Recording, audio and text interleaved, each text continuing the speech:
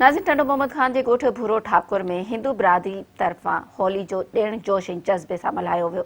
उन हवाले सां ॾिसो था हाफ़िज़ मेमण जी हीअ रिपोर्ट। नाज़रीन, ॻोठ भूरो ठाकुर में अॼु होली जो ॾियारो वॾे धाम धूम सां मल्हायो वियो आहे। अचो त होली मल्हाईंदड़ हिंदू भाइरनि खां वीचार वठूं। पूरी सिंध में रहंदड़ ऐं पूरी दुनिया में रहंदड़ हिंदू भाइरनि ऐं आलम इंसाननि खे होली जूं लख लख वाधायूं पेश करियां थो ऐं शुक्रगुज़ार आहियां असांजो पाकिस्तान इंतज़ामिया ख़ासि करे सिंध पुलिस जो जेके असांजे हिन त्योहार में असां सां ताउन कनि था ऐं असांजे कंहिं बि ॾुखी घड़ी में असां सां गॾु बीहनि था ऐं असां हिननि जो हिंदू बिरादरीअ तरफ़ां असां शुक्रियो अदा करियूं था। होली जो त्योहार हिकु अज़ीम त्योहार आहे जेको सदियनि खां हलंदो अचे थो।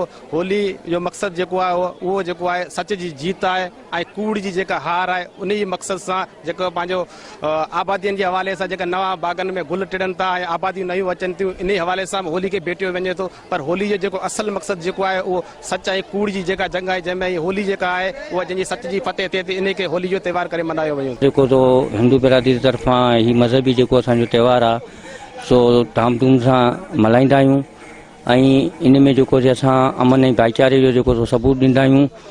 असां जेको असां जेको ताईं जेका होली ॿारी आहे ऐं सुभाणे जेको धाम धूम सां असां जेको रंगनि जी होली जेका असां खेॾींदासीं। ये असांजो पुराणो त्योहार आहे।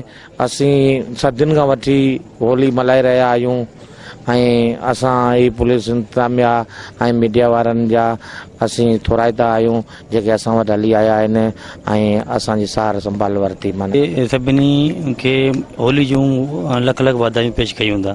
तमामु पुराणी परंपरा आहे त्योहार जेको असां सदियुनि खां मल्हायो वेंदो आहे ऐं होली असांजो इहो चवण त असांजे हिंदू भाइरनि जी जेको त्योहार आहे होली उनजे लाइ असां DSP बुलड़ी शाह करे मुजाहिद अली शाह जनाब SSP साहब टंडो मोहम्मद खान जनाब आबिद अली बोली साहब जे तरफ़ां लख लख वाधायूं के मसरूफ़ ते सबबु हिते न पहुची सघिया ऐं असां पंहिंजे हिंदू भाइरनि खे हिन होली जे त्योहार ते इहो पैगाम ॾियणु चाहियूं था त लॉ एंड ऑर्डर जो मसइलो हुजे या तव्हांजो मसाइलनि जो मामिलो हुजे या तव्हांजो को बि इशू हुजे हर मौक़े ते पुलिस तहफ़ुज़ जो मामिलो जो पुलिस तव्हां सां गॾु आहे। पर हिन ख़ुशी जे मौक़े ते टंडो मोहम्मद खान ज़िले जी पुलिस तव्हां सां गॾु आहे ऐं सभिनी दोस्त हिननि जेके असांजे पाड़े जा हिंदू बिरादरी जा उन्हनि जो त्योहार उनजी होली ईद आहे उन में असीं शरीक थिया आहियूं।